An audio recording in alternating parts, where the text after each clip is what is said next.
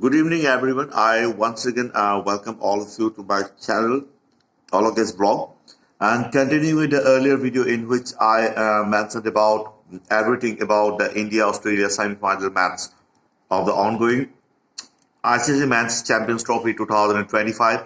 And as the video got disconnected, so I'm starting the new video in a continued format.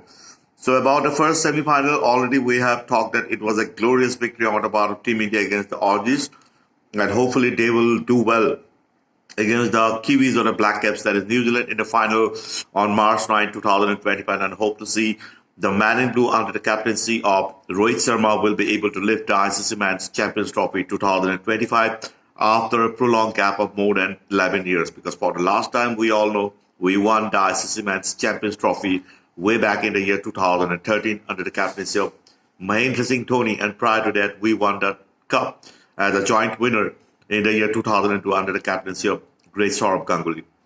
So anyways, after the great first semi-final match between India and Australia on March 4 in the ICC Men's Champions Trophy 2025, as already stated, Team India winning in an absolutely fabulous demeanor.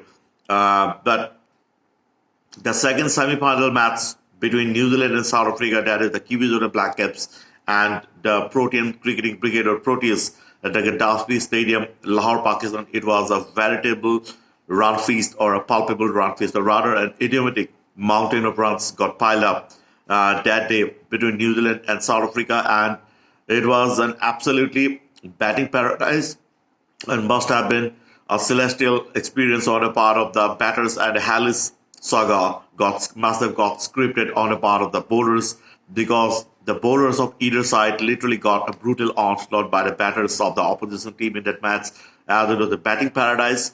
And of course, as already stated, it was a vintage display of power pack or the power hitting stroke play from the either side, because after batting first, New Zealand, that is the Kiwis or the Black Caps, did post a mammoth and mountainous and monumental total of 362 runs for a loss of 6 wickets in their stipulated 50 overs, thanks to the brilliant centuries from youngster Sachin Ravindra and their former captain Kane Williamson.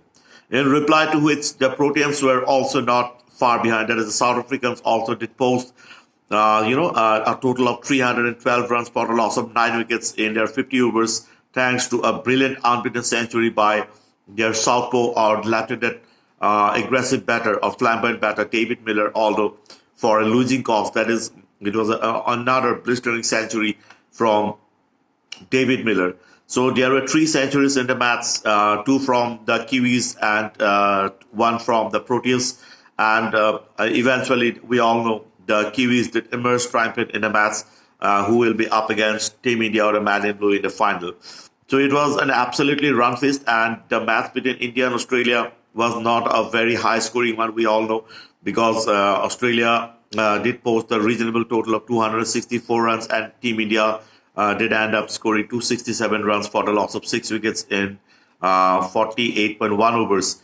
But it was the second semi-final match was a completely different story altogether, as already stated, because the ground was also different, because we all know in Dubai the pitch seems to be a bit low and slow, and it's more assistance or helpful on the part of the spinners, and the ball perhaps doesn't come onto the ball nicely. But in that venue in Pakistan, perhaps it was a batting track, as a result of which that massive score got piled up. But anyways, it was a veritably entertaining match, and all the best and congratulations to New Zealand also for playing such sublime cricket against the Proteas, and hopefully it will be another high voltage match between India and New Zealand in the final.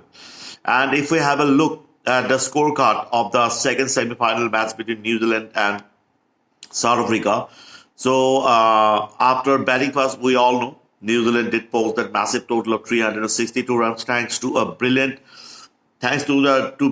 and rather match-winning turns or centuries from the youngster Sachin Ravindra first, who did score 108 runs in just 101 deliveries, started with 13 fours and 1 6 with a strike rate of 106.93. And their veteran batter and former captain Kane Williamson also did score a scintillating and blistering century of 102 runs in just 94 deliveries, started with 10 fours and 2 sixes with a strike rate of 108.51. And apart from that, they had two other quality knocks. One from Darrell Mitchell, 49 runs in just 37 deliveries with 4 fours and 1 6 with a strike rate of 132.43. And another quality knock of 42 runs from Glenn Phillips in just 27 deliveries, started with 6 fours and 1 6 with a strike rate of 181.48. So absolutely, it was a fabulous batting display by the Kiwis. In reply to which, as already stated, the Proteans were also, not being far behind, because their captain Temba Bavuma did score a quality half century of 56 runs in 71 deliveries, started with 4 fours and 1 6 with a strike rate of 78.87, and another quality knock of 69 runs, or quick fire 69 runs in just 66 deliveries, started with 4 fours and 2 sixes with a strike rate of 104.55 by Rajiv van der Dussen. Then some useful knock by Aiden Markram of 31 runs and 29 deliveries with 3 fours with a strike rate of 106.90. And that monumental century, or rather a blistering, scintillating and explosive century by their flamboyant left-handed batter or southpaw David Miller, who remained unbeaten, scoring exactly 100 in 67 deliveries with 10 fours and 4 sixes with a strike rate of 149.25.